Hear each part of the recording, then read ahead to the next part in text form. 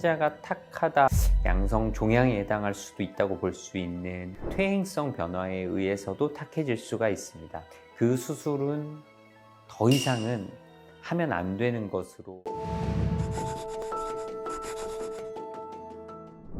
오늘은 탁해진 눈이라는 주제로 얘기를 나눠보겠습니다.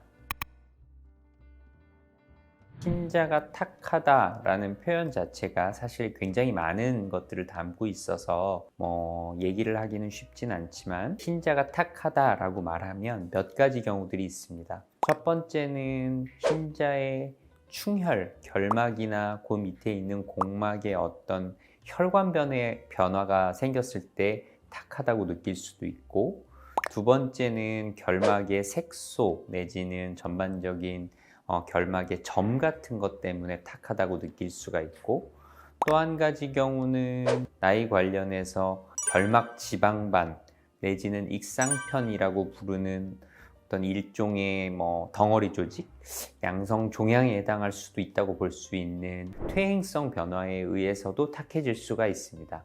그래서 실제로 탁해지거나 과거보다는 좀 다르게 보일 수 있습니다. 보통 흰자가 누렇고 황달 이런 것만 생각하시지만, 영양분 결핍에 의해서 황달이 일어나거나 이런 경우는 지금 21세기 대한민국에서는 흔한 일이 아니라서, 그런 전신적인 영향에 의한 흰자의 탁해짐보다는 제가 아까 말씀드린 흰자에 있는 혈관 변화 내지는 흰자의 어떤 퇴행성 조직 변화, 내지는 흰자의 색소 침착, 이런 것들을 원인으로 들을 수 있을 것 같습니다. 황사와 미세먼지라는 것들은 우리가 이제 거의 같은 카테고리로 분류를 할 수 있습니다. 미세먼지가 안구에 어떤 영향을 주는가에 대한 연구들이나 우리 안과 의사들의 특히 전안부 파트에서의 컨센서스를 모아보자면, 대개는 이런 미세먼지들이 어느 정도는 안구 건조증을 유발할 수 있고, 또 이 미세먼지들이 특히 알레르기성 결막염을 자극할 수 있다고 보고 있습니다. 근데 그런 알레르기성 결막염이나 내지는 안구 건조증의 특징적인 증상 중에 하나가 눈 충혈, 결막 부종 등이 있을 수 있기 때문에, 그로 인해 눈이 일시적으로 탁해 보일 수는 있지만, 미세먼지가 그 결막 조직에 들어가서 어떤 색소 변화를 일으키거나 하기는 어렵다고 말씀드리고 싶습니다. 틀린 말은 아닐 수 있습니다. 우리가 증발형 안구 건조증, 그에 의한 증상으로 눈 충혈이 나타나는 경우에, 그런 증발형 안구 건조증의 원인인 마이봄샘 기능장애, 특히 폐쇄형 마이봄샘 기능장애를 잘 치료하는 방법인 마이봄샘 압출법, 쉽게 눈기름 짜는 행위를 했을 때 순차적으로 그 눈 충혈이 좋아질 수는 있지만, 모든 경우에 통용되는 것은 아니라고 말씀드리고 싶습니다. 저희가 과거에 전 세계에서 대한민국에서만 시행했던 수술이 있습니다.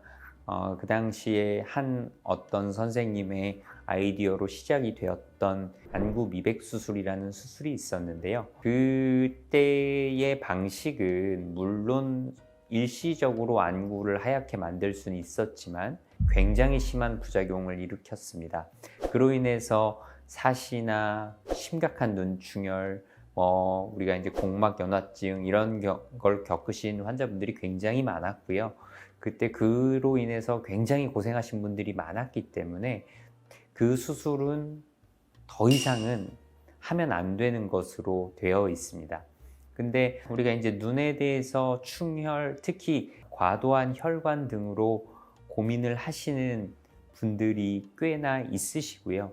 지금도 그런 문의를 주시거나 하는 경우들이 있는데, 일부 어떤 혈관에 관해서는 그런 것들을 선택적으로 조금 제어할 수 있는 술기나 시술이 있을 수는 있습니다만, 교과서적인 눈 흰자를 하얗게 만들 수 있는 그런 시술이 현재 있는 것은 아닙니다. 하지만 너무 스트레스를 주는 일부 혈관에 대해서는 선택적으로 시행을 할 수 있고요.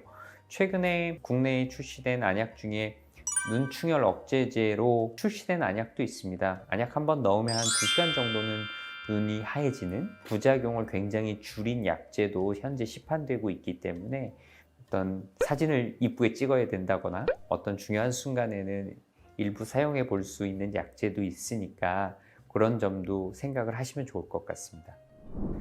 오늘은 탁해진 눈에 관하여 알아보았습니다. 추가로 궁금하시거나 질문 있으시면 댓글에 문의 부탁드리겠습니다.